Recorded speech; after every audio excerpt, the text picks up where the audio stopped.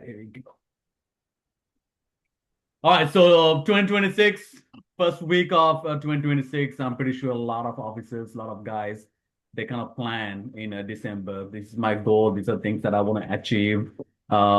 Some people get motivated by planning, but planning is better than not planning. How would you advise a new leader? What are the things that they had to focus on starting a year? Well, there's a few things I want to touch on something you said because it's worth saying. There is a group of people who get enough of a dopamine kick from creating the plan that it satiates their desire to execute the plan, which I just I don't understand, but I see it enough to know that it's a real thing. So I'd rather somebody have a good plan, at least a clear plan with savage execution, than this genius elaborate plan um, that they don't have the energy or the wherewithal to actually execute. But here's where I think if you really want to bring about the goals and the outcomes you're looking for this year, get really committed to identifying the competencies necessary to achieve them. Often people will get clear about what they want, but they aren't always good at getting clear about what it's going to take in order to achieve that. And so they get stuck. It's like creating a wish list, which I guess is better than nothing, about what they want, but not really weighing the costs and what are the competencies necessary to achieve their goals. So, like I'll take my clients through a process where we focus on the competencies. Hey, what competencies do I need this year if I want to um, grow my life? Where do I need to get better? Because the outcomes will take care of themselves if you focus on doing the things necessary to accomplish them. And so that's kind of the first thing um, that I look at is like, okay, where do I need to get better? And at this season, a lot of it is like, for me, it's like, well, who do I need to hire? Because you can't be good at everything. I think you can be good at anything within reason. You can't be good at everything, right? There's an opportunity cost. So, but for a leader coming up in the business, you don't really have to reinvent the wheel and you don't have to go figure out like, well, what is it that I need to get good at? We literally lay it out for you. Hey, here are the key competencies in our business. And the good news, other than product knowledge, everything that you have to learn and that we're willing to teach you will have a impact on your life in and out of the business. It's not like you're learning a set of skill sets that are only going to impact you in the business. And I was reminded of this um, New Year's Eve. I'm in a practice right now where I stay off my phone for the first few days of the new year. And so I was off the 31st, the 1st, and the 2nd, just stayed off my phone almost completely. I came back and there was a lot of New Year's wishes, and it was great to hear from people. But the ones that made me smile the most, I think, were some of the people that haven't been in the business for 5, 6, 7 years who are sending me, I'm getting married, I started my own business, have made the most money I've ever made. And they're saying, thank you. Thank you for the things you taught me. To this day, I still use them. Or I'll see it in the comments when some of my posts get shared. People that I sometimes they have weird names, so I'm not even sure who they are, but they say they've worked with me and I've impacted their life. To me, that is the most fulfilling thing. And that really is our goal, is to teach you a set of competencies that will make you help you have better relationships, be healthier in your body, make better decisions, have more emotional control, be more deliberate with your action. But you got to get clear about, hey, what is it that I need to get better at? And I'm going to come back to this over and over again because we live in a culture that seems to have this completely ass backwards. Nothing in your world is going to change unless you change. There is no president that's going to solve your problems. There is no government intervention that's going to solve your problems. It's you. It's you facing you. And if you want a different life, you have to make different decisions. Your life right now, who you are today, is a culmination of the decisions you've made specifically over the last 3 to 5 years and probably a lot over the last year. So if you look at your life and you're like, well, here's what I love about it, here's what I don't, look at the decisions you made over the last year that supported the things you didn't want. Like, hey, where am I showing up for myself in a way that is creating these outcomes that I say I don't want? So my way of saying that, and I love asking people this, is how am I complicit in creating the reality I say I don't want? How am I responsible for creating the outcomes in my life I say I don't want? One of the big ahas of life is when you realize you are truly shadowboxing. The person that you were wrestling with is you. And so if you want to change your life, change your decisions. We don't get what we want, we get what we are.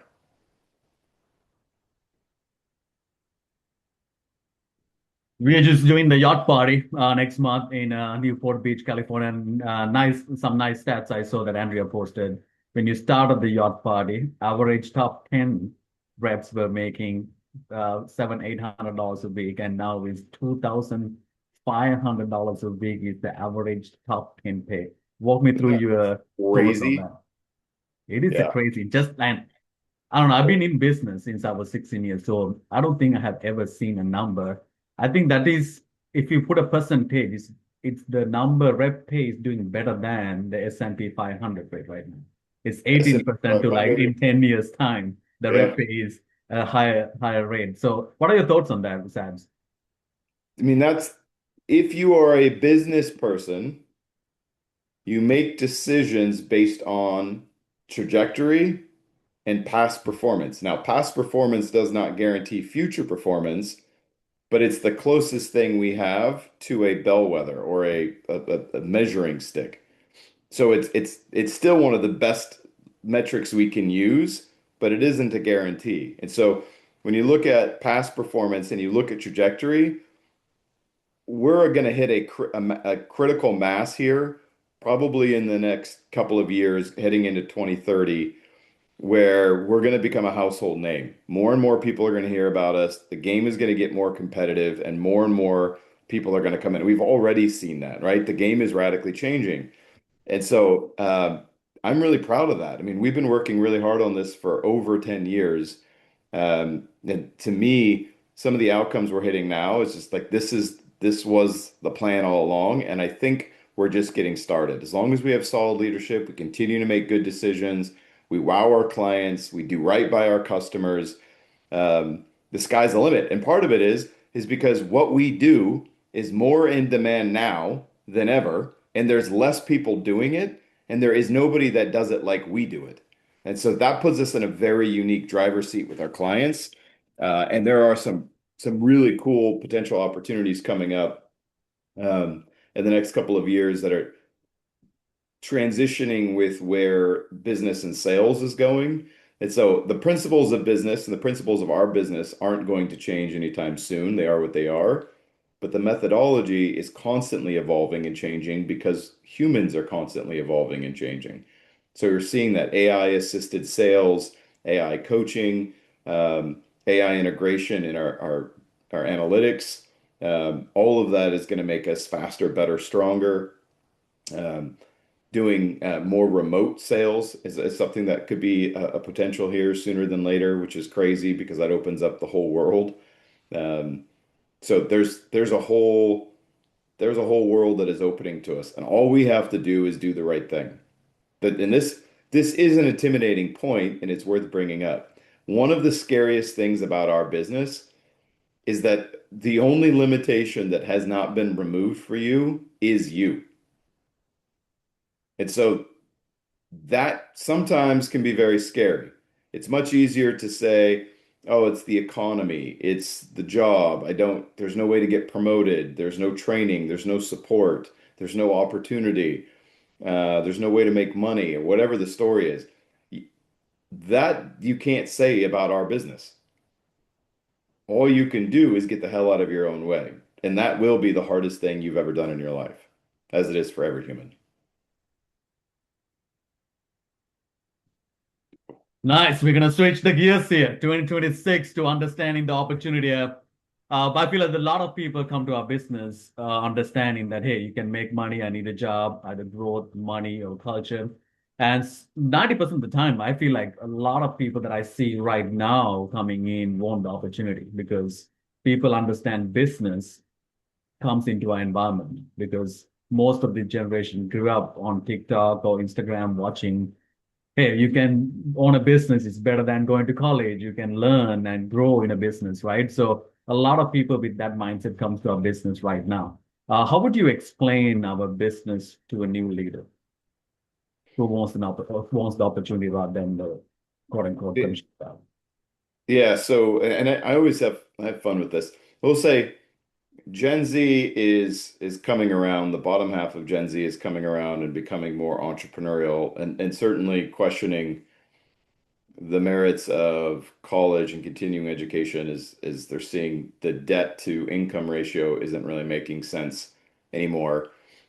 Gen Alpha, which is the next generation, that's my sons now, which is crazy. My oldest son legally could work in our business in 18 months, um, which just like freaks me the fuck out. I'm like, wait, really? Is this a thing? We are hiring. You ready?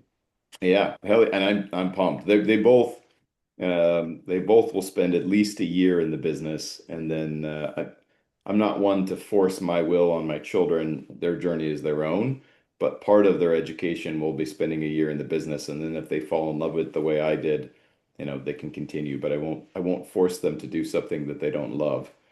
Um, so because they got to make their own way, right? The worst thing, and over the years, I don't know how many sons I've had come get coaching from me and say, "Hey, my dad wants me to take over his business, but I don't want to do his business."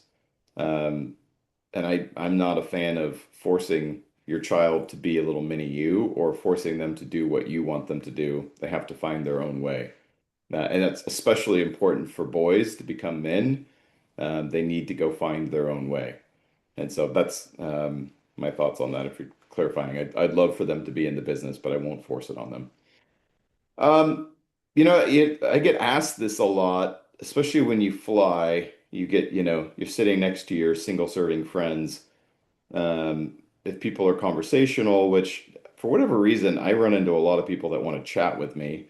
Um, and a lot of times I don't want to talk, and so I try not to be rude and I'll say something to disengage. But if I do want to chat, they go, "What do you do?" And I'll explain like, "Hey, we build sales teams for some of the largest companies in the world to represent them inside of big box retailers." And I'll kind of stop there. And if they take interest, which often they do, I'm like, "Well, what do you mean?" Like, well, for instance, we represent AT&T inside of Costco. And so we get paid to sell AT&T inside of a Costco location. Well, if it's a business person, which often that is, if you fly during the week, you are often flying with business people. They're all sorts of curious. They're like, "Oh, so you pay to sell AT&T, right?" And for them, they're thinking that's a 100-year-old company with one of the most well-known, recognizable brands in the world, and you have a business that gets to represent them, right? That's amazing because that's stability, right? It's not some random brand or some random product. It's one of the biggest, most recognizable brands in the entire freaking world. And so usually the first question is, well, how much does it cost to represent AT&T? And T? And so when I explain to them, oh, it doesn't cost us, we actually get paid to do it, uh, they're usually shocked and then immediately intrigued. So they're like, "Wait, what? So you represent AT&T inside of Costco, and you don't pay a licensing fee, which is normal, by the way. When I worked for T-Mobile, all of the T-Mobile indirect dealers paid a licensing fee or they had an agreement, a master agreement with T-Mobile that um, cost money to maintain. And so they're already shocked. And they're like, "Okay, so you represent AT&T inside of Costco. Okay, well, how much do you pay to be inside of Costco or Best Buy or Walmart or whatever the retailer is?" And then I explain we don't pay to be inside of Costco. Well, if they're a business person, like I mentioned, they usually are, they're usually spinning at this because they're like, "Wait, you're inside of the biggest retailers in the world. that are spending literally millions of dollars driving traffic to their location, and you don't pay to be in there. No, our client pays to be in there, and we get to enjoy the benefit of it. By the way, for the leaders on the call, this is why there is zero tolerance for any kind of behavior that hurts that relationship, right? We don't put up with kid shit for many reasons, including it is a privilege that we get to staff these retailers and we don't have to pay to be in there. For those who've been in business or have family in business and are having a brick and mortar retail location or a website for that matter, the hardest, most expensive thing to do is to drive traffic to that location, right? And so the fact that we get to work with a Target or a Costco or a Walmart and they're paying to drive traffic to their location and we get to engage with that traffic for free is unbelievable. So again, when I talk to business people, they're already like, what the fuck? This is crazy. You represent huge brands that you don't have to pay to represent. You get to represent them in literally the biggest retailers in the world in the highest trafficked locations, and you don't pay for that. And so then they'll usually continue. So what's your inventory overhead? Oh, we don't actually carry inventory. Everything is drop shipped. Now, that's a big one for people in retail. My average T-Mobile back in the day carried about $250,000. It depended on the location, but somewhere between 100,000 and $250,000 in inventory. The fact that Rodney got a start a few months ago and did not need $500,000 to start his business is unbelievable to business people, right? There's no inventory cost. Everything is drop shipped. So then they're like, they usually will, if they're thinking out loud, they'll say, well, what's your marketing and advertising overhead? And then they'll usually go, oh, wait, you don't have any because your clients pay for that. It's their marketing and advertising. Correct. So all you have to do is hire, train, and develop people to represent these brands inside of the biggest locations, and you spawn your business this way. You just continue to open up new locations by doing this. Yes, conversation will die off here sometimes, but if they come back to it, they're like, wait, so how do I get into your business? Or how does someone start in your business? We're like, well, you'd have to come into one of our existing locations, get trained and developed. By the way, this was the same model I used at T-Mobile. Every time we opened up a new store, we'd hire somebody into an existing store, train them in that existing store, hire 10 to 15 people to go with them, get them trained in that store, and then when the store would open, we'd move them over. Right? And so when they're like, well, so how much do you charge to do that? And I start laughing and I go, we don't charge people. We actually pay them to do it. And I pause here because I understand how radical that sounds. And more often than not, their jaw literally goes, just drops. I'm like, here we go. Put that back up there. Yeah. Uh, they're like, wait, you hire people, train them, and then pay them to leave? Now, to most business people, that is ass backwards because they look at it like you are training your competition and taking your best people off the floor or out of your business, which puts more pressure on you. Which is why for somebody who's promoted 10 plus deals, you are highly competent at training and developing, and you are highly competent at recruiting, which means you don't fear losing anyone because you know how to do it. You'll do it over and over again. And for anybody who's either a rookie owner or an assistant manager, if you have aspirations to be a player in our business, you will get promoted to assistant management, aka rookie ownership, at least 20 times. You want to get so competent at that skill set that you can literally do it in your sleep. It's not once in a while, it's all the time. And you get to realize, oh, there's just principles. And once you start applying the principles, it gets actually pretty easy. Okay, so when I explain that, and they laugh and they're like, I'm in the wrong business. And so I explain this to owners many, many times, but and sometimes they think I'm making this up. And then one time we were in the Dominican Republic for R&R, and we were in this bougie pool. I don't know how even we got in there, but this guy walks in to the pool, and a bunch of us are hanging out. And he walks in with a gold Hard Rock bracelet, which wouldn't mean anything probably to anyone, but it's a gold Hard Rock bracelet means you can walk into any Hard Rock. They're all like all-inclusive resorts. You can walk into any of them and stay wherever you want. It's like a lifetime membership to Hard Rock. Meaning this dude has done well in his life. And he's got like this New Jersey Guido kind of look, like, gray chest hair, kind of big belly, kind of a goofy looking dude, like he's part of the mafia at some point in his life. Uh, East Coast vibe. And he's like, "What do you all do? It's a bunch of good-looking, high-energy people. What do you do?" And so I essentially broke down what I just shared, and he asked the questions just like most do. And so a lot of my guys are sitting around watching. There's like, he just asked that. You say these people, he asked the question. I tried getting out of the conversation because we were migrating to the beach, and he wouldn't let me go. He kept grabbing me. He's like, "Hey, can I get your number?" And I'm like, "Well, what do you do?" He goes, "Well, I'm technically retired. I just sold my business for $16 million, but now I feel like I was in the wrong business." And I started laughing, and he's like, "Well, what are your margins?" I'm like, "Well, if you're not in California, it's about 40% GPM." And he was in he owned, I think, 8 Dunkin' Donuts on the East Coast. And he said his average location, his GPM was 8%. Eight. Eight.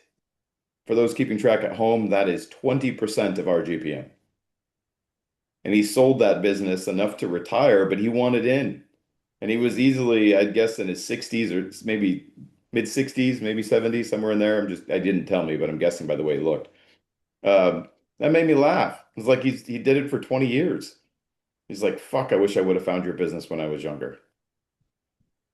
And that's business people. The thing is, if you grew up being taught to think like an employee, or worse, like an entitled brat that thinks the world is just going to be handed to them, and you do not have a business mind, and you do not have a way to see business opportunities, you don't have the tools to evaluate this, right? And so if you don't have $1 million mind, you're not going to see $1 million opportunity. And that's more apparent now than ever. So when I do if I walk somebody through the math, their ability to understand what I'm saying tells me where they are in the game. And I don't judge somebody if they don't understand the opportunity. If they're hungry, they want to work hard, and they're looking for a place to belong, that's enough. I'd rather not sell people on the opportunity because I am the opportunity. And then as they grow and develop into the business, they begin to realize, holy shit, there's a whole world that's opened up to me being here. Um, and so that's generally, I've never been a huge advocate of like weekly opportunity meetings, breaking down the business constantly for everybody, because if we're doing it right, we don't need to sell people on it. They're going to see it. And that's generally my philosophy. And that's mostly because I'd rather that be the cherry on top than to sell somebody a business opportunity and they think they're going to be a millionaire overnight or within a year, and then they're struggling, they're getting their ass kicked, and they think there's something wrong with the business. It's like, no, fuck stick. Nothing happens that quick. Right? There's work here, and you got to get good at this first. Like just because there's an opportunity doesn't mean it's an opportunity for you if you can't get the fuck out of your own way. And that's something that I like to clarify often because, I don't know if this happens to you, hey Sean, but I think that I'm sure it does. The number one thing that I hear in interviews is that people are looking for growth. And I always ask them to clarify what they mean when I hear that, because They just don't know what growth is when they ask yeah, them for growth. what they mean when they say that is I'm looking for a company that's growing, because then they draw the assumption that if it's growing, there's opportunity for them. Mm. And I'm like, well, our company is growing faster than fucking Bitcoin. But whether that's for you or not has everything to do with whether you want to grow. So I'll literally will ask them, I'm like, well, here's the good news and the bad news. The good news is growth is a requirement here. The bad news is you aren't going to get anywhere unless you grow. And then like, hey, are you interested in growing? Are you committed to your personal growth? That's what I care about. If you are, welcome aboard. If you're not, this isn't for you. Go work at fucking Starbucks.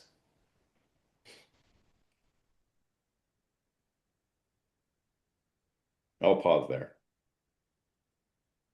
Woo! Love it. All Anything right. else, I'm Russell? gonna open up for some questions here.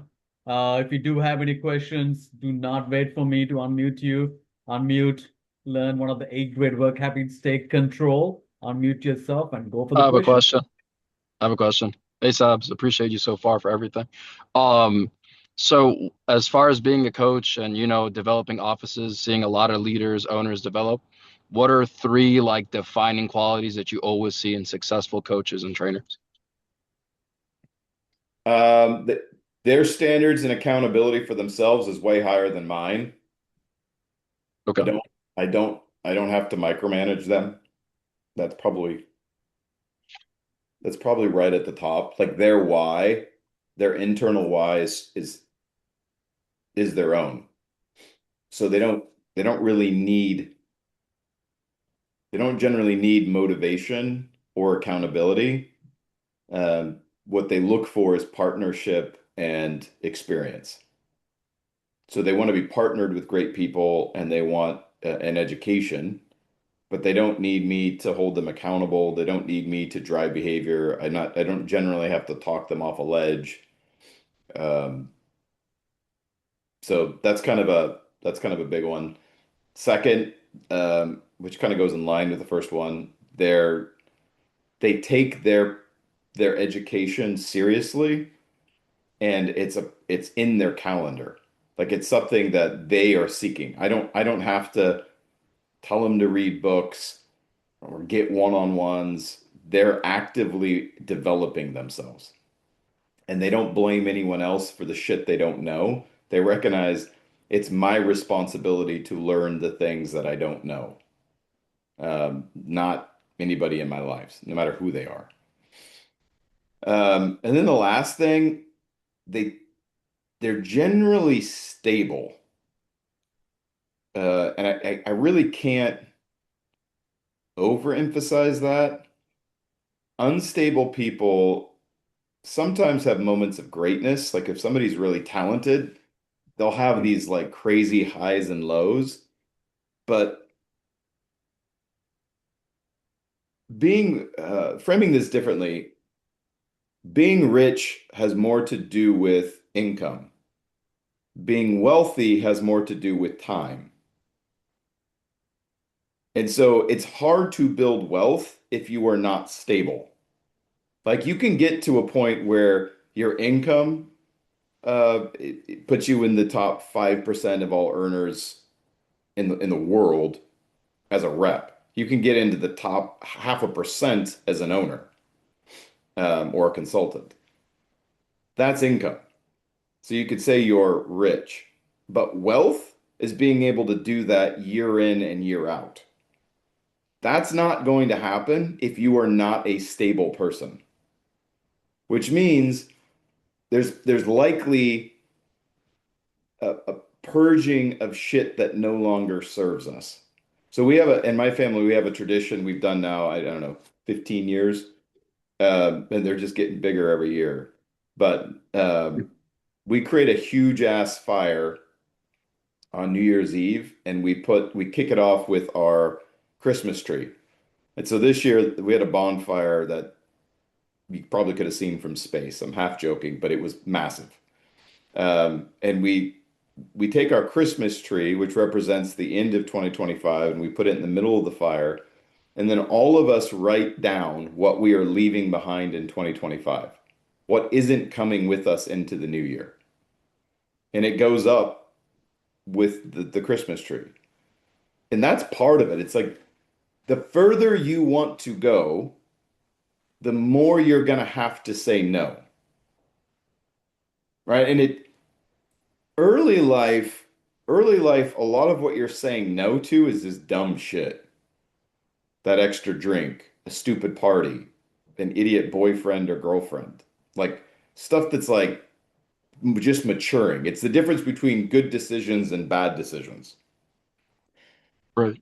As you become successful, it gets trickier because it's often you're not making like what's a good decision, what's a bad decision. It's what's a good decision and what is the best decision. And that gets harder, right? Because your field of things that you're saying no to are no longer negative. They're just not in alignment with what your ultimate goals are, or they're not going to get you to what you want. They're not inherently bad. They're not a hell yeah. And so a lot of people get stuck in that phase because they feel like some of those things are their identity is tied to them, or they have stories about what that means, including personality, right? Like I am, psychology be damned. I am not convinced you cannot change your personality, um, because I have, right? I adapt to what is necessary for the role that I'm playing. So you'll never hear me, and nobody has ever heard me say, "Well, that's just not my personality." Like that's some silly shit in my world. I'm like, what I care about is executing. So what do I need to do to execute? What is required of me in order to execute? Not, oh, that's not what I do. Okay. So, being able to recognize what no longer serves you and leaving it behind is important. And if you really, really, really want to be successful at something, you're going to say no to a lot of other things. And that means there's a lot of things we I said this before, but I think we can be good at about anything. We can't be good at everything. So I'm not a big fan, and I'm not directly an advocate of this work-life balance. I think it's some silly shit. But that's also because I don't frame my world as life and then work. It's all the same life. So Right, you're one person all around. that's part of the setup that I think is really silly. It's like, oh, here's my work and then here's my life. No, this is life. Does that make sense? Yes, And 100%. so, and then so when people say things like, well, balance is important, I'm like, motherfucker, go get into your thesaurus, which you probably don't even know what that is, and go look up another word for balance. Oh, average, medium, median, equal. Yeah. Everybody wants to be normal. Nobody wants to be average. Idiots. Anyway, Thank you. That definitely All answered. right, I got a question. Um, hold on. what I saw do Volante Group. I don't know who that is. Awesome. oh Hey, I'm oh Hib. I'm that's actually from a new. Oh, sweet. You just muted yourself. And then I'm so somebody was sorry. talking, but I can't So see your face. Go ahead. awesome. I see you, So Volante Group. thank you. So my question was essentially when you were talking about the fact that growth is mandatory in your office, were you saying it's mandatory to become a team builder and strive towards getting promoted as soon as you're there, or were you just talking about more so personal professional development? And if the answer to that is yes, would you recommend the rookie owner to only look for people who are looking for growth, or is it okay for them to keep someone around if they just want to do sales, just for the sake of headcount growth or whatever? Okay, there's some weaving of question here. So to me, if somebody truly is desiring growth, it comes with everything you just said. It won't be, I just want to do sales. It'll be, I want to become the best version of me. I want to continue to challenge myself.